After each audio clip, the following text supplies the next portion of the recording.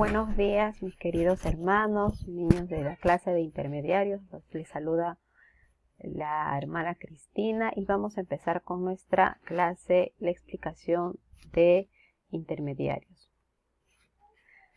Vamos a iniciar con nuestro misionero. ¿Qué nos dice este día nuestro misionero? Nos trae la historia del lugar de Liberia, en África. Y bueno, el título del misionero es un niño llamado papá. ¿Y por qué será? Se trata de Albert Eilag May. Este niñito, junto con su papá, tenía la costumbre de ir, al campo y al pie del arbusto, dejar un plato de arroz lleno con la idea de que podían, adorar a los ancestros que ellos contaban y poder pedirle, a sus antepasados que les dé, como decir, una bendición. Y dejaron, en este caso, a Albert y su papá el plato de arroz lleno y se fueron a casa. Luego, al día siguiente ellos regresaron al campo y al pie del arbusto encontraron que el plato estaba vacío, no tenía arroz, no tenía nada. Entonces el papá de Albert le decía que le había hecho caso a los ancestros y que iba a ser posible la petición que él le había dicho de tener una buena cosecha, en ese momento. Entonces, cada vez que su papá, el señor Mayer, quería algo, llevaba a Albert al arbusto con un plato de arroz. Por ejemplo, cuando quería tener una buena cosecha, se iban a dejar, el plato de arroz al arbusto. Luego, cuando su esposa iba a tener un bebé, también se fueron al pie del arbusto y dejaron platos de arroz y ellos consideraron que sus ancestros le estaban respondiendo. O cuando pedían lluvia también. Entonces Albert se hacía una pregunta, y decía, pero ¿por qué suceden estas cosas? ¿Será real que los ancestros se comen el plato de arroz y que responden a todo lo que mi papá les pide? Ahora, hay una cosa peculiar.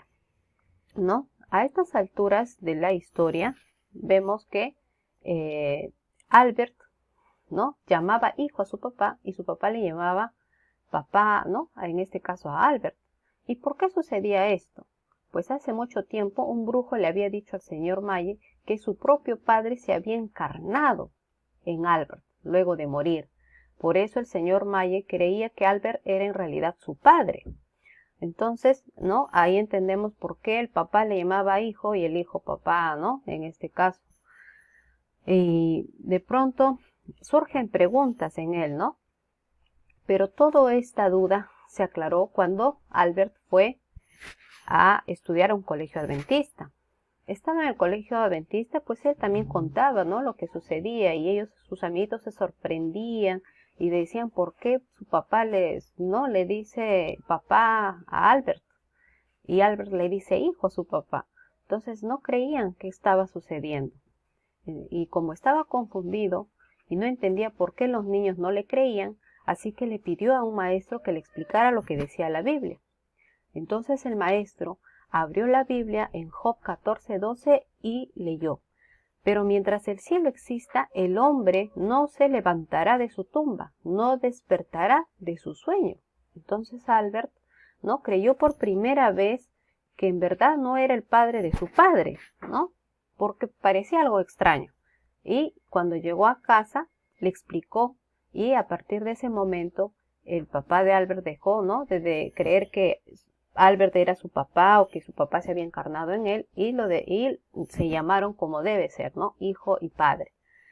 Entonces, a través de esta historia podemos decir que Albert también le enseñó a su papá y a partir de ello ya dejaron de creer en sus ancestros, en dejar esos tipos de ofrendas en los arbustos y creyeron en el Dios verdadero, Y parte de las ofrendas del 13º sábado de este trimestre ayudarán a construir una escuela primaria en Buchanan, Liberia. Buchanan está cerca del pueblo donde vive Albert. Entonces, que podamos nosotros también ser misioneros y llevar el mensaje a otras personas. Ahora sí, vamos a ir con nuestra clase de este día, El título de hoy es Contento en mi iglesia, ¿Acaso no nos sentimos contentos ahorita? Claro, por la situación. No estamos yendo a nuestras iglesias, ¿verdad? Pero ahora, ¿dónde es nuestra iglesia? Nuestro propio hogar. Y nos sentimos contentos también, ¿cierto?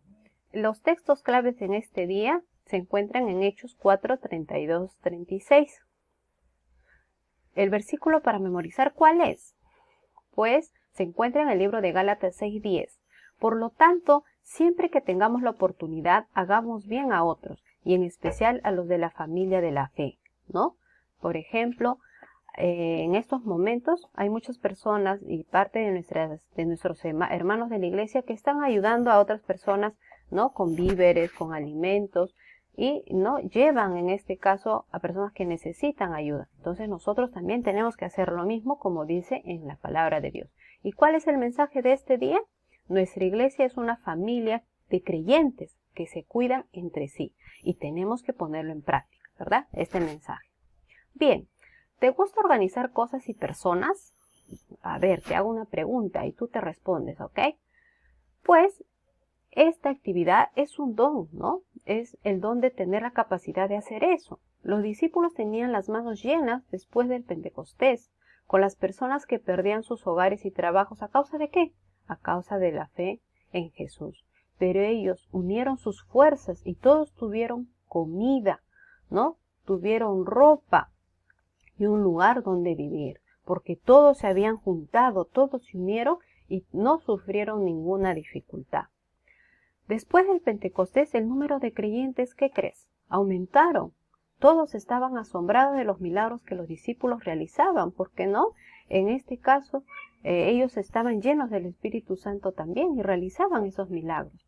Y tanto es así que muchas personas empezaron a orar más, a alabar a Dios y estudiar, ¿no? Daban más enseñanzas a otras personas.